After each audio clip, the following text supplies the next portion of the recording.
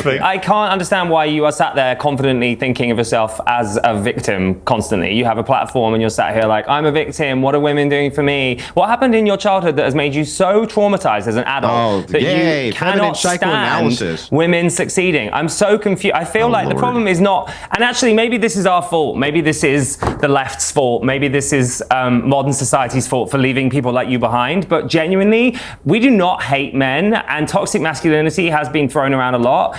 Ultimately, some of what you're saying is toxic, but that's not because you're a man. That's because you're an idiot. Piers Morgan and his panel, including Tomi Lahren, talk about masculinity and Tommy's interesting views. And then Tomi is attacked from the right as being too liberal, which is something I really never thought I'd see. And, it's interesting to see Tomi Lahren on the defensive. I don't agree with Tomi Lahren's views on masculinity and femininity, but, certainly this dude coming at her from the right is insane. He's insane and so angry, and just listening to him spew this stuff that has become so mainstream, so blind. Anyway, why don't we take a look at this together? I will have some thoughts as we go, and then I want to know what you think of the comments. Check it out. Interesting perspective, I think. You've talked about something different. You call it the pussification of men, which is a great phrase. I'd love you to just explain what you mean by that. But also, you're not a fan of Andrew Tate or the influence he has. So that makes you, I think, an interesting commentator in this area. So just explain, first of all, the pussification of men. All right, Piers. Well, I think, and I can't see you all, so forgive me if I'm incorrect here, but I think I'm the only female on this panel. Correct. So I'm really anxious to weigh in. Okay, so I think over the last probably 10 years, there has been what I call the pussification of men. It was everything should be about your emotions and your feelings, and men were emasculated, and this whole concept of toxic masculinity warped the minds of a lot of young men. And they felt masculine, they wanted to be masculine, but society was telling them they should be softer, that it was being toxically masculine if you wanted to play sports and chop wood and go to war. And so men were so emasculated and so beat down that then there was this revolution of what was actually toxic masculinity, the Tate brothers and others, which I feel as a female that doesn't represent true masculinity. That to me represents douchebaggery. And as a woman, I want a strong man who is a protector and a provider that will go to war if need be, that will protect me, protect my family, make money. I see that as being actually masculine. That's like the man that I grew up with, my dad. But what we're seeing now is these young men who look at Andrew Tate and the Tate brothers, and they see somebody who's just quite frankly a douchebag and disrespects women. And because they've been so emasculated, they're like, oh, great, that's a manly man. But that's not right either. So at some point, I think we'll go back to maybe meeting in the middle here. You can be a man who has feelings and emotions, but you can also go to war and protect and defend your family. I'm hoping we can get back there. But the two extremes right now, they're confusing men, and quite frankly, they're leaving women with few choices. And that's the real tragedy here. You see, I completely agree with you, but Andrew, you were shaking your head quite vigorously. Why? Yeah, well, I mean, it's just more feminine or feminist nonsense, ultimately. And the covert feminism in society is big, especially on the conservative side. So here's what happens, right? Women need to have feminine virtues for men to be pursuing masculine virtues, for you to say things like, well, men, what I want is for men to protect me and I want men to make money. Well, that's great. What that ends up doing is it gives you a set of privilege in society. What do men get? What do men get for doing that for you? What are we getting from women for doing that? Are we getting chaste virgins on our wedding night? No, we're not getting chaste virgins on our wedding night. Are we getting women of great virtue? No, we're not getting women of great virtue. The idea of courtly love is supposed to be done for women of great virtue. Where are they? Well, they're nowhere. And so in modernity, in society, when female conservative influencers say this, it's actually a form of covert feminism. They're saying, I want privilege in society, right? But what is it women are giving to men to get it? What are they giving them?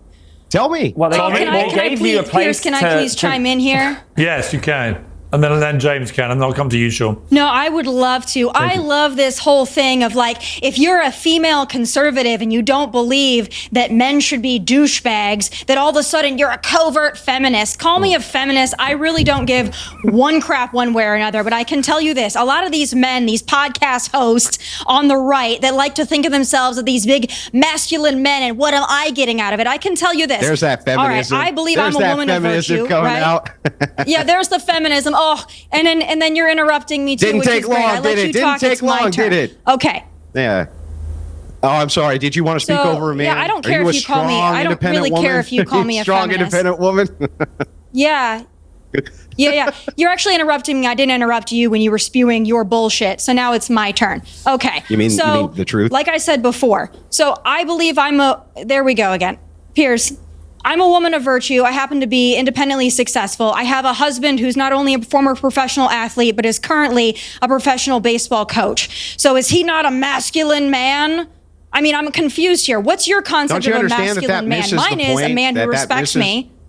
Yeah, that misses the point, though. Like, you're still not contending with the argument that I'm making. What's your point? I'm saying inside of society, right this second, right, masculinity is not only punished, but also women on the right, covert feminists on the right, are constantly and consistently talking about how they need to have privilege in society. I want men.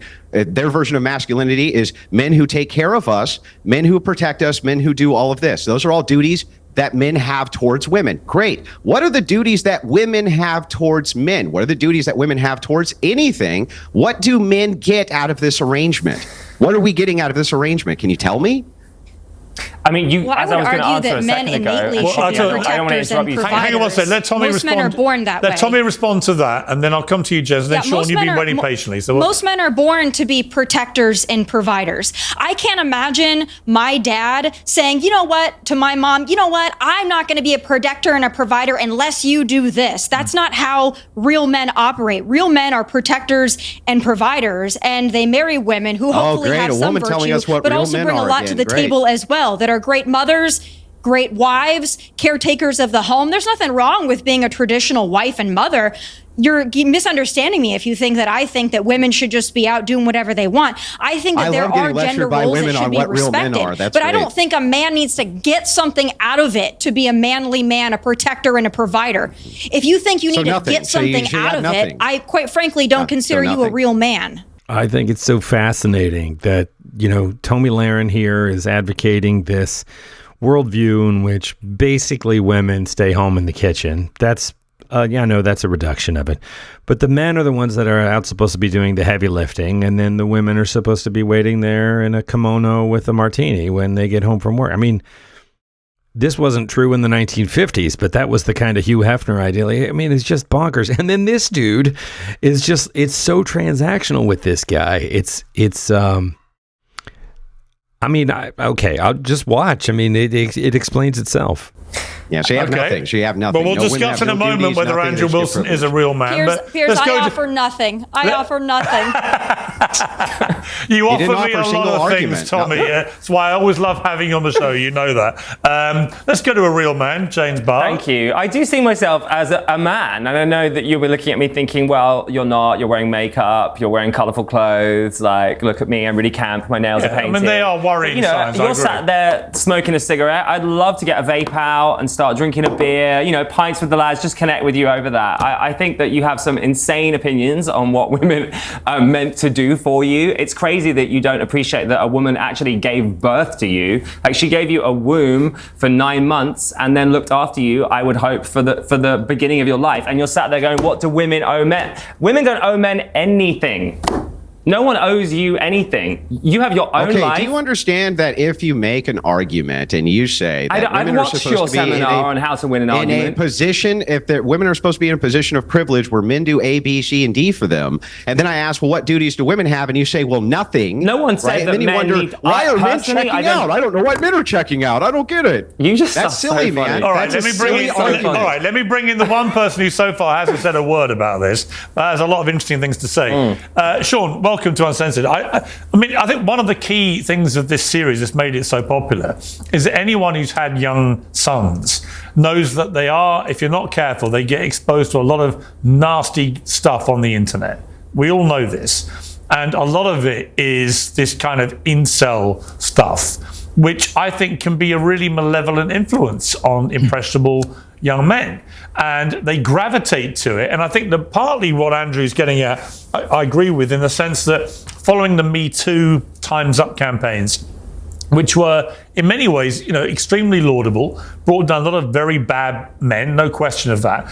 But the pendulum swung so wildly that I think a lot of young men in particular felt completely disenfranchised from society, felt like they're all being treated like a bunch of young Harvey Weinsteins unless they could prove otherwise. They didn't really know what the rules of engagement were with women, with teenage girls anymore, whatever. They lost their way.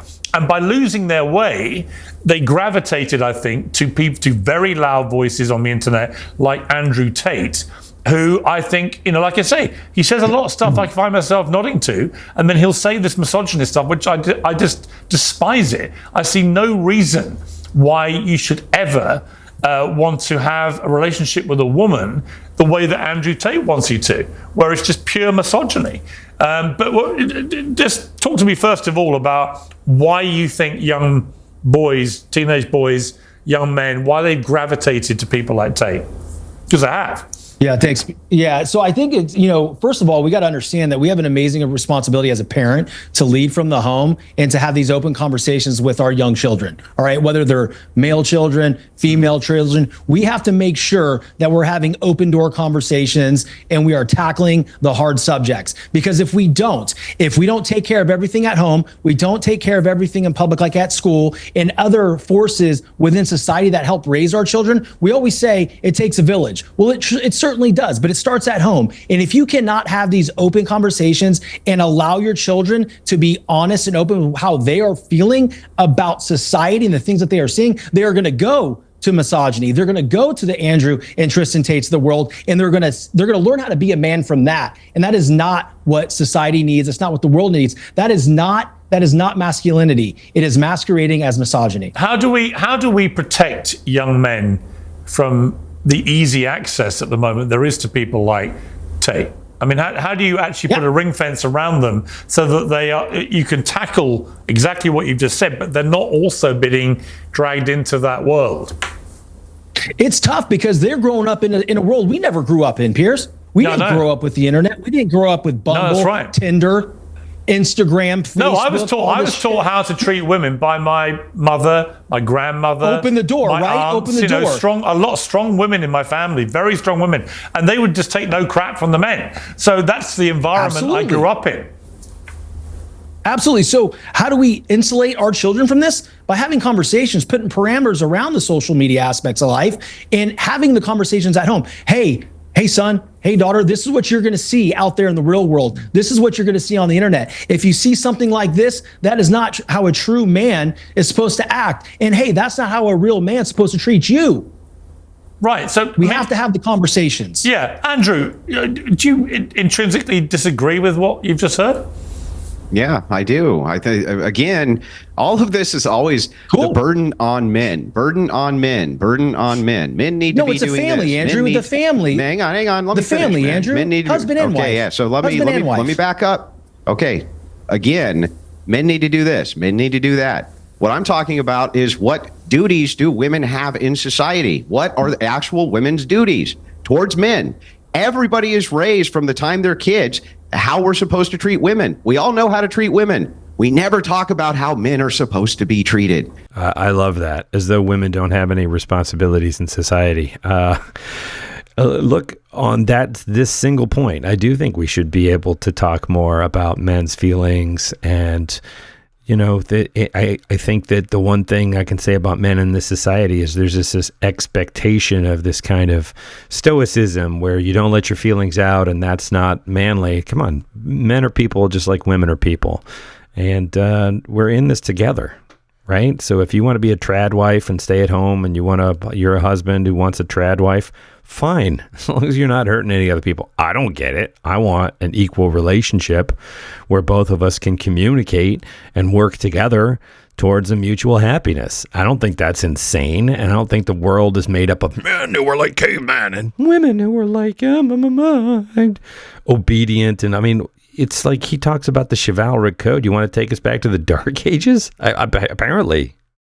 That's almost never discussed, especially by how women are supposed to treat men, what their duties in society are. This has been completely dispelled. Guys like Tate have risen because Christianity itself has become a feminized religion, especially the Protestant sects has become completely feminized. And it didn't used to punish masculinity at all. And now it does. And so where's the alternative? Where's the spiritual alternative? It's nowhere. And we need to get back to this fundamental question of what even is misogyny?